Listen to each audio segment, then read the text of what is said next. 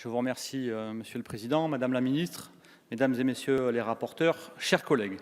Nous avons débattu pendant des semaines de la réorganisation des transports dans notre pays. Madame la Ministre, en commission comme en séance, vous vous êtes vanté d'un effort inédit de ce gouvernement. Rénovation des lignes SNCF, création d'un fonds vélo, etc., etc. Effectivement, il y avait beaucoup à faire et pour cause. Tout a été abandonné depuis 30 ans. Nous faire croire que vous n'y êtes pour rien, il fallait quand même oser. Vous étiez déjà en 1997 en charge des transports dans le cabinet de Lionel Jospin. Puis vous avez été directrice de la stratégie à la SNCF au début des années 2000. Un petit passage par le pilotage des concessions dans le groupe Eiffage, qui gère notamment 2000 km d'autoroutes. Ça a dû vous donner quelques idées pour prolonger les dites concessions en 2015 avec Madame Royal. Puis, vous avez décroché le poste de directrice de la RATP, que vous décidez aujourd'hui de livrer en pâture à la concurrence. Décidément, je salue votre constance. Vous voulez nous faire croire que vous sauvez les transports du quotidien, alors que vous prolongez la politique de libéralisation que vous menez depuis 30 ans. Pendant ces débats, nous vous avons fait des propositions pour garantir des services publics de transport écologiques et populaires. Nous vous avons démontré l'importance de la gestion publique des infrastructures pour faire la transition écologique dont nous avons urgemment besoin.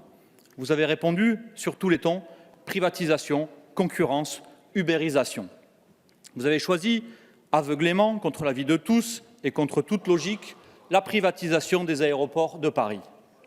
Vous avez ouvert la voie à la concession des routes nationales alors que celle des autoroutes est un fiasco avéré.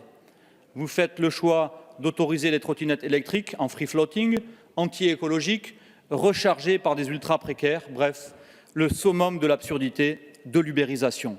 Seule la compétitivité et les débouchés économiques vous intéressent. La SNCF et maintenant la RATP, vous donnez absolument tout au privé. L'enjeu climatique ne vous effleure même pas. Nous vous avons proposé d'interdire les vols intérieurs quand ceux-ci sont substituables par le train.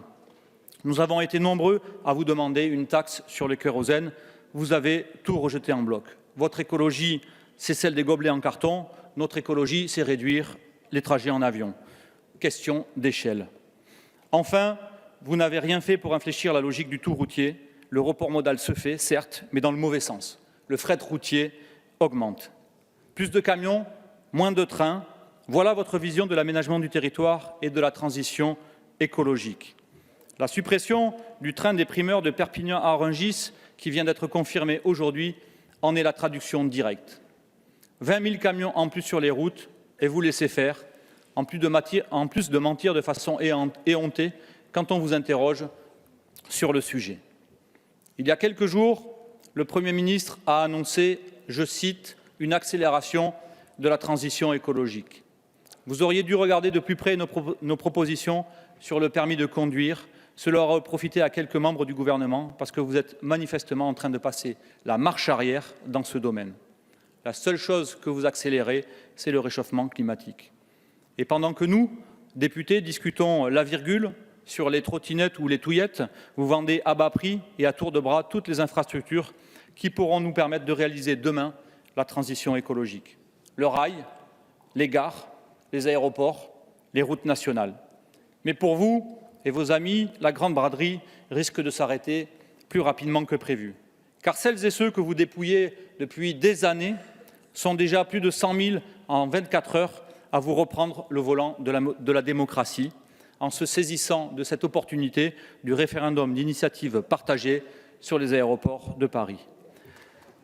Au regard de tous ces éléments et de cette trajectoire qui nous semble contraire à l'urgence imposée par le changement climatique, nous voterons donc contre la privatisation à tout va, contre l'ubérisation de nos transports, contre la casse des services publics, contre votre loi. Je vous remercie.